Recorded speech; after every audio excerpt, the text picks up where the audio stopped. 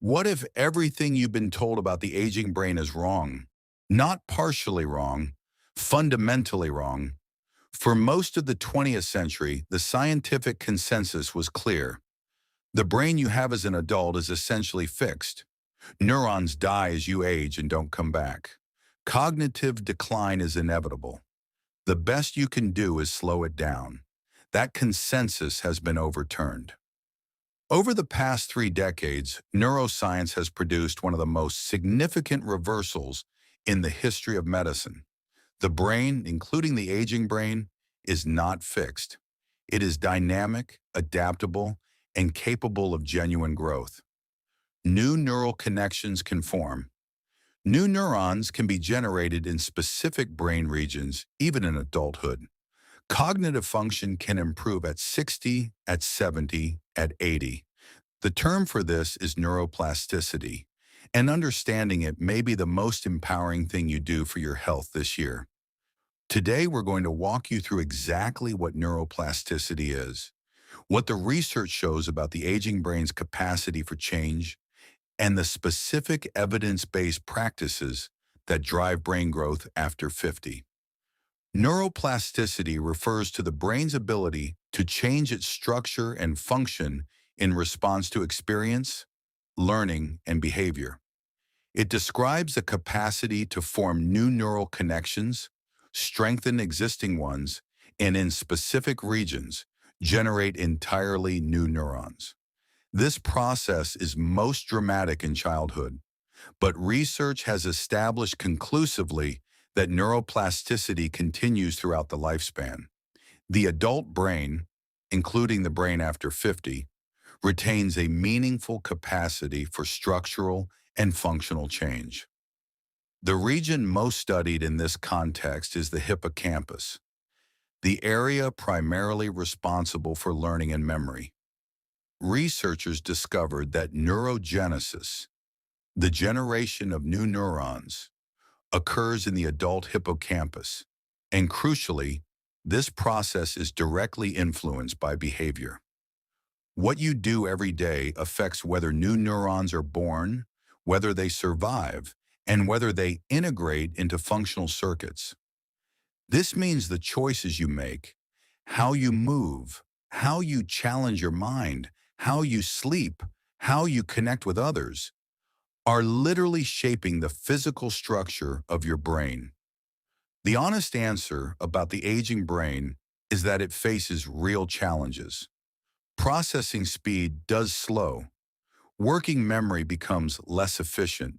These changes are real, but the picture is far more optimistic than simple decline. Many cognitive abilities remain stable or improve with age. Vocabulary expands. General knowledge deepens. The ability to recognize patterns and integrate complex information, what researchers call crystallized intelligence, tends to remain strong well into the 70s and beyond. Emotional regulation typically improves. Wisdom, the capacity to apply knowledge and experience to complex situations, is a genuine cognitive asset that accumulates with years. Research on cognitive reserve has shown that the brain compensates for age-related changes through alternative neural pathways. People who have built more cognitive reserve through education, mental challenge, social engagement, and healthy lifestyles show less functional impairment even in the presence of structural change. The brain adapts. It finds ways around obstacles. Now let's talk about what actually works. Number 1, aerobic exercise is the single most evidence-supported intervention for brain health after 50. Regular aerobic exercise, brisk walking, cycling, swimming, dancing, increases the production of BDNF, brain-derived neurotrophic factor. BDNF promotes the growth and survival of neurons, supports new synaptic connections, and drives hippocampal neurogenesis. A landmark study found that older adults who walked briskly 3 times per week for a year showed a measurable increase in hippocampal volume, literally growing the memory center of the brain, while sedentary controls showed the expected age-related shrinkage. The exercising group also showed improved memory performance. You don't need to run marathons. Moderate intensity aerobic exercise, 20 to 40 minutes, 3 to 5 times per week, produces meaningful neurological benefits. Consistency and moderate intensity are the key variables. Number 2, learning genuinely new and complex skills drives neuroplasticity in ways that familiar activities do not. This distinction matters. Doing a crossword puzzle you've done 1,000 times doesn't challenge the brain in ways that drive growth. The plasticity benefit comes from novelty and complexity, from asking the brain to build new circuits rather than use existing ones. Research has shown that learning a musical instrument, acquiring a new language, or developing a skill requiring sustained attention and progressive mastery produces measurable changes in brain structure and function. Brain imaging studies have documented increased gray matter density in skill-relevant regions in older adults who learn complex new skills. The practical implication: choose activities that remain challenging. When something becomes easy, the plasticity benefit diminishes. The discomfort of not yet knowing is the signal that learning is happening. Number 3, social engagement directly supports brain health. Meaningful social connection reduces chronic inflammation, improves sleep, and regulates stress hormones, all of which directly affect the brain. But social engagement also has direct neurological benefits. Conversation activates multiple brain networks simultaneously. Language processing, memory retrieval, perspective taking, and emotional interpretation all working in parallel. Research has found that people with richer social lives show slower cognitive decline and better preservation of hippocampal volume over time. Quality matters more than quantity. Passive social media use does not produce the same neurological benefit as genuine reciprocal interaction. Number 4, sleep is when neuroplasticity is consolidated.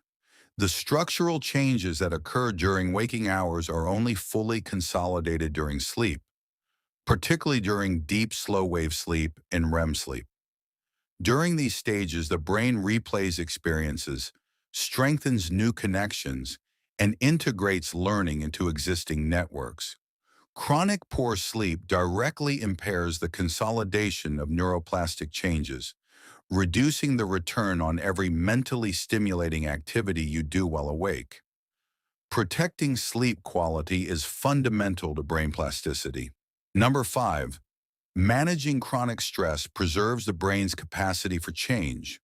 Chronically elevated cortisol impairs neurogenesis, promotes hippocampal atrophy, and degrades synaptic connections essential for memory and learning. Stress management is not a soft lifestyle recommendation. It is a neurological intervention.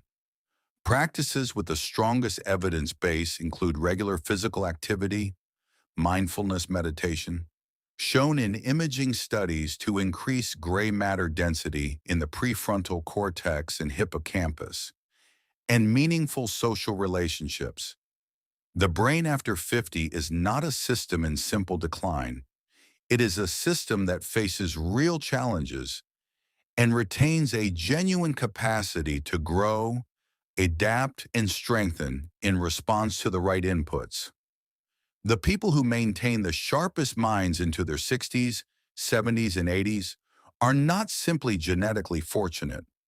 Research consistently shows they move regularly, keep learning, sleep well, stay connected, and manage stress. These are not passive strategies for slowing decline. They are active strategies for driving growth. Your brain is not done, not even close. If this was useful, hit the like button. It helps more people over 50 find content like this. Subscribe so you don't miss what's coming next. And leave a comment below. What's one new skill you've been thinking about learning? We'd love to know. We'll see you in the next one.